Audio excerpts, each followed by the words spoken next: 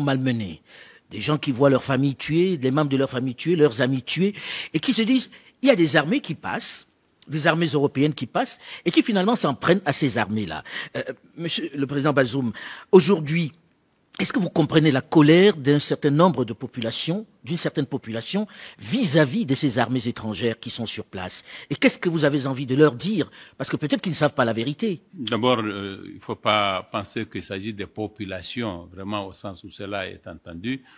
Vous avez des groupes qui sont plutôt minoritaires, mais qui sont actifs sur les réseaux sociaux. Très actifs, parce qu'ils ont quand même bloqué des camions de l'armée. Ils ont provoqué un blocage parce qu'il y a eu de la défaillance dans le maintien de l'ordre de notre part aussi, parce que, bon, voilà, ça, ce sont des leçons que nous avons tirées.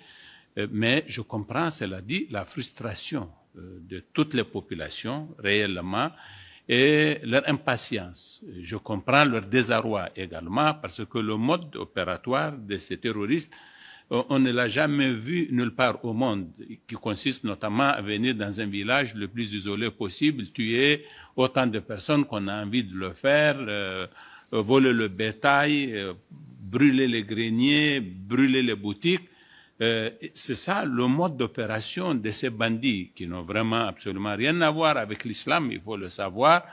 Dans cette zone de 3 frontières, je l'ai dit tout à l'heure, on est en train d'assister à un phénomène de djihadisation du banditisme et de banditisation du djihad. C'est un mélange totalement inédit comme ça. Mais est-ce qu'elles peuvent faire confiance aux armées qui viennent? Parce que c'est de ça qu'il est question, puisqu'il y a beaucoup de rumeurs selon lesquelles elles aideraient les autres. Peut-être qu'il faut en finir avec ces rumeurs. Oui, mais ces armées sont vraiment... Qu'est-ce qu'on peut regarder quelqu'un comme Zemmour en ce moment? Il est en train de surfer sur une vague qui consiste à dire que le problème de la France, c'est l'immigration. Et tout le monde sait que c'est faux.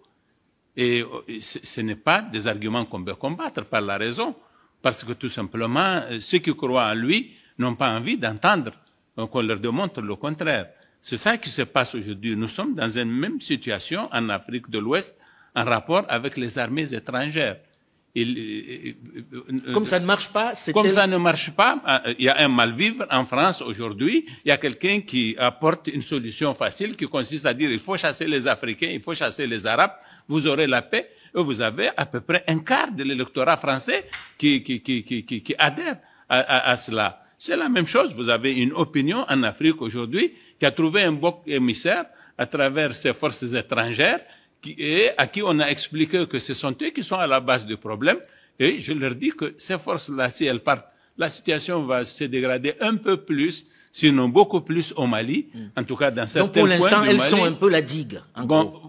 Elles sont la digue. Ça, moi qui vous parle, je parle en connaissance de cause. Je sais ce que fait Barkhane, ce que représente Barkhane à Gao, plus précisément. Si Barkhane n'est pas à Gao, la MINUSMA va plier bagage. Elle va plier bagage dans tout le nord du Mali. Ça, je peux vous le dire.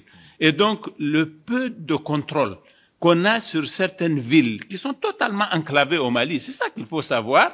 Ce peu de contrôle-là, il va échapper. Et donc, par conséquent, nous serons dans une situation d'anomie totale, comme c'est le cas en ce moment à la frontière entre le Niger et le Mali. Vous n'avez pas un seul poste militaire frontalier qui est occupé par les Maliens.